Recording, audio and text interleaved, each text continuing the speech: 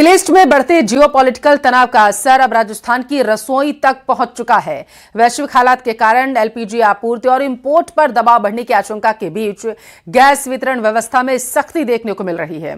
देखिए, जयपुर, अजमेर, भीलवाड़ा, करौली, कई जगहों पर उपभोक्ताओं में हलचल देखने को मिल रही है। दरअसल भारत अपनी घरेलू जरूरत का एक बड़ा हिस्सा एलपीजी के रूप में आयात करता है और इसका बड़ा स्रोत मिडिल ईस्ट के देश हैं। ऐसे में क्षेत्र में बढ़ते तनाव और सप्लाई चेन पर असर की आशंका के चलते गैस कंपनियां वितरण को संतुलित रखने की कोशिश कर रही हैं। हालांकि अभी तक सरकार या तेल कंपनियों की ओर से इस नियम को लेकर कोई औपचारिक व्यापक घोषणा नहीं की गई, लेकिन कई गैस एजेंसियों ने 25 दिन के अंतराल के नियम को लागू करते हुए उपभोक्ताओं को उसी हिसाब से बुकिंग करने की सलाह दी है। ऐसे में इसका असर अब देखने को भी मिल रहा।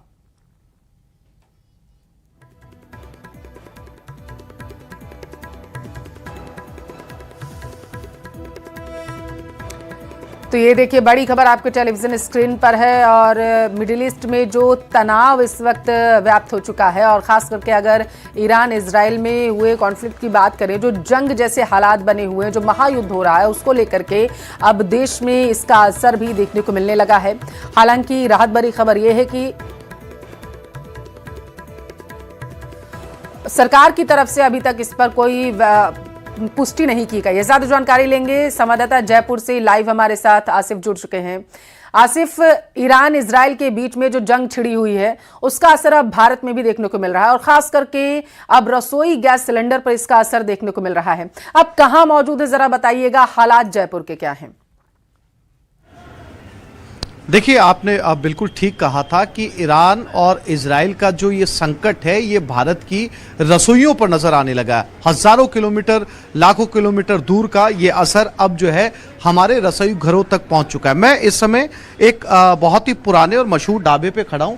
इसका नाम है गणेश भोजनालय। एक पुराना ढाबा है ये, और जिस जगह पे ये ढाबा स्थित है, आम लोग यहाँ पर अब बड़ी तादाद के अंदर खाना खाने पहुंचते हैं। और अब इसकी जो है सुबह हुई है, शुरुआत हो गई है, खाना बनाने की शुरुआत हो गई है। सारे गैस वगैरह जो है, बर्तन वगैरह सब चेक किए जा रहे हैं, क्योंकि थोड़ी देर बाद के अंदर ग्राहक जो है वो आने लग जाएंगे। जब हम यहाँ पर पहुंचे तो हमें पता चला कि हमारे पीछे जो कमर्शियल सिलेंडर्स ये रखे हैं, और आप ये मेरे पीछे देख सकते हैं, ये कमर्शियल सिलेंडर है और ये आखिरी खेप है इनकी।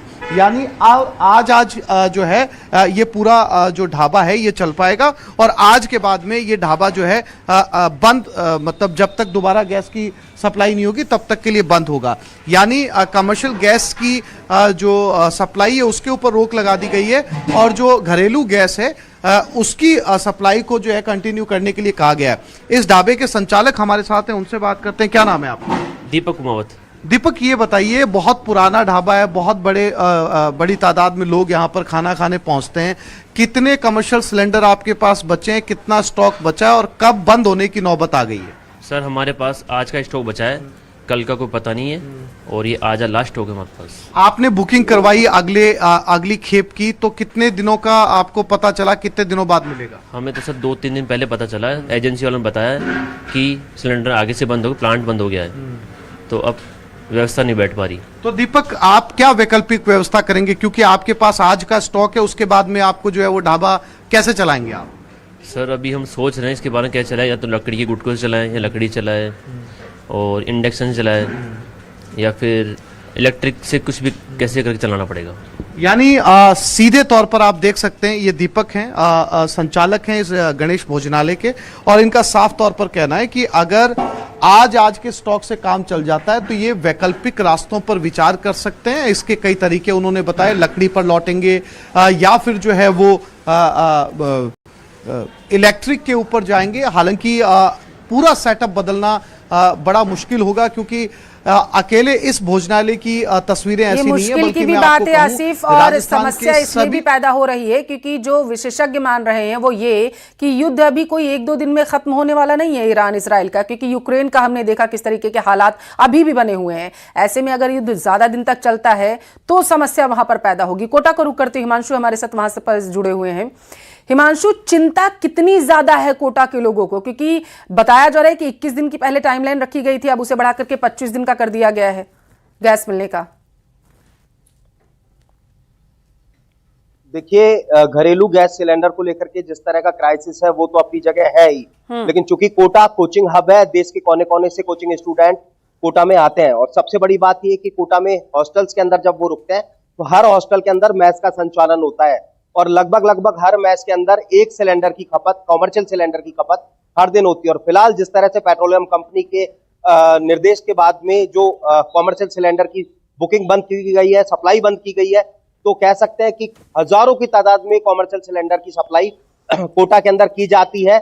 और उस कॉमर्शियल सिलेंडर की बदौलत ही कोटा के मैस हॉस्टल का जो संचालन है वो होता है, होटल्स एसोसिएशन होटल्स का जो संचालन है वो होता है। लेकिन जब कॉमर्शियल सिलेंडर की सप्लाई ठप हुई है तो मैस जो संचालक है उनके सामने बहुत बड़ी चुनौती खड़ी हो गई है कि आखिर जो मैस के अंदर खाना जो बनाए तो कैसे बनाए।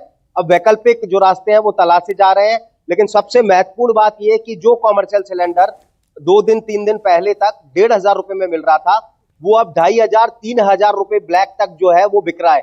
यानी कि सीधे तौर पर अब कॉमर्शियल सिलेंडर की बड़ी कालाबाजारी जो है वो शुरू हो गई है। और इसकी दूसरी कालाबाजारी जो घरेलू सिलेंडर है जो आम उपभोक्ताओं तक पहुंचाना है, उसकी भी जो बड़े पैमाने पर जो कालाबाजारी है वो शुरू हो गई है। घरेलू गैस सिलेंडर भी 1,500 से 2,000 रुपए तक जो बाजार में बिक रहा है। तो यानी कि अब जो दौर है सिलेंडर के क्राइसिस के बीच कालाबाजारी का शुरू हो गया है और सीधे तौर पर कोटा का बहुत बड़ा कारोबार है मैस कारोबार। और महंगाई, अब इसका मतलब आप कह रहे हैं कि एक तरीके से बढ़ने वाली है। मैं आऊंगी आपके पास, दर्शकों को जरा सा जानकारी ये भी दे दें कि कोचिंग सिटी कोटा में गैस सिलेंडर संकट बड़े पैमाने पर दरअसल हुए।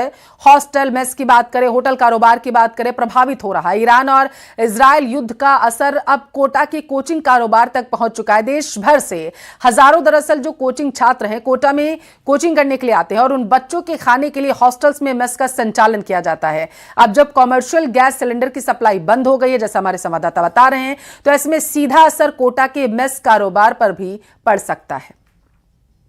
ईरान इजराइल युद्ध का असर कोचिंग सिटी कोटा तक, चूंकि कोटा कोचिंग हब है, देश के कोने कोने से कोचिंग स्टूडेंट कोटा में तैयारी करने के लिए आते हैं, कोचिंग करने के लिए आते हैं। और ऐसे में लगभग 5,000 हॉस्टल्स हैं जहां हर हॉस्टल के अंदर कोचिंग स्टूडेंट्स के लिए मैस का संचालन होता है। और इन मैस में बड़े पैमाने पर डिमांड होती है कॉमर्शियल गैस सिलेंडर की। और अब जब गैस सिलेंडर पेट्रोलियम कंपनी के आदेश अनुसार gas cylinder, commercial gas cylinders की जो बुकिंग है वो बंद कर दी गई है, उनकी सप्लाई बंद कर दी गई है, तो इस बड़े कारोबार पर आन पड़ा है संकट कि आखिरकार कैसे इन मैस का संचालन होगा, कैसे ये रसोइयां चलेंगी। फिलहाल आप देख सकते हैं कि ये एक मैस की तस्वीर है जहां पर आप कॉमर्शियल सिलेंडर से खाना पकता हुआ देख रहे हैं। ये स्टॉक था जो लगभग अब खत्म होने के कगार पर है।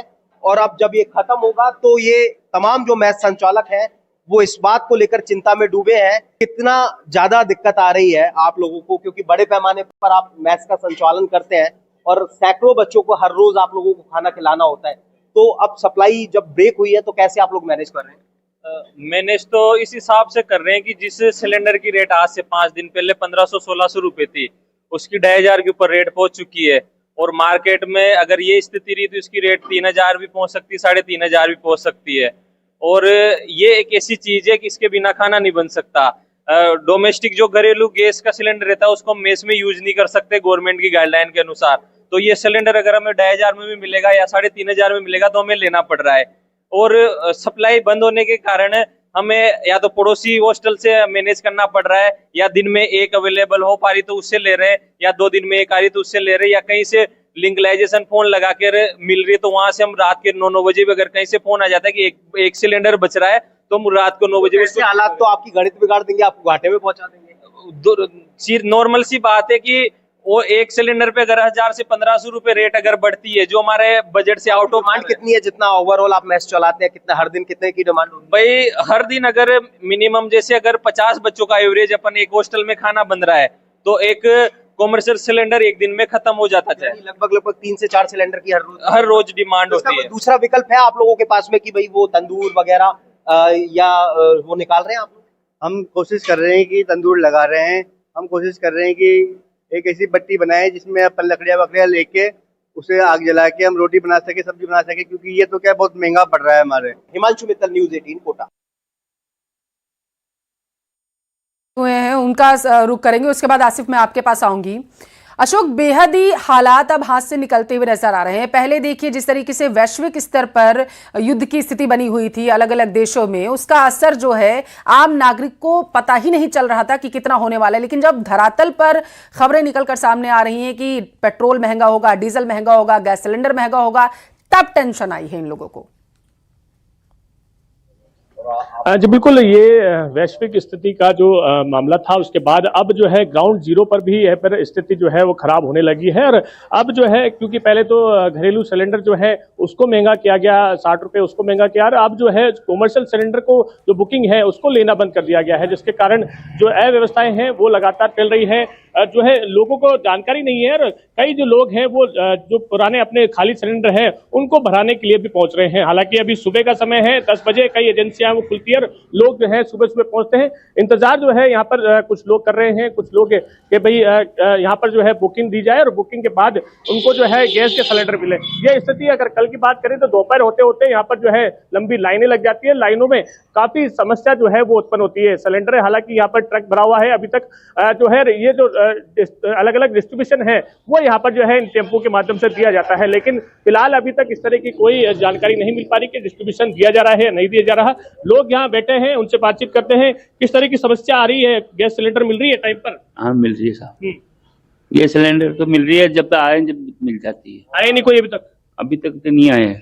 अंदर बैठे हैं आप कह रहे? और अभी एक आदमी बैठे हैं अंदर, बस। देने वाले नहीं आए अभी तक? अभी वो जो बुकिंग करते हैं वो नहीं आए अभी। जी, तो आप ये बता रहे हैं कि देने वाले नहीं आए हैं, कुछ लोग हैं अंदर, उनसे बातचीत करते हैं। क्या इस तरह की स्थिति हो रही है, कोई समस्या है या नहीं है? क्या मतलब ऐसा लग रहा है कि गैस सिलेंडर की कमी है या लोग परेशान हो रहे हैं, खामखा लेने आ रहे हैं? परेशान तो लोग हो रहे हैं, लेकिन आगे से भी सप्लाई लेट आ रही है। लेट आ रही है? अभी भी सिलेंडर का ट्रक बाहर खड़ा है? नहीं, अभी तो वो आएगा। अभी आएगा। प्लांट से गाड़ी निकली नहीं है, अब आएगी। तो क्या मतलब स्थिति क्यों ऐसी बन रही है कि ऐसा लग रहा है कि गैस सिलेंडर की कमी है या आगे से कमी है? आगे से कमी है, और यही वजह है कि अब राजस्थान में हालात जो हैं वो हाथ से निकलते हुए नजर आ रहे हैं। बहुत शुक्रिया आसिफ और अशोक तमाम जानकारी साझा करने के लिए।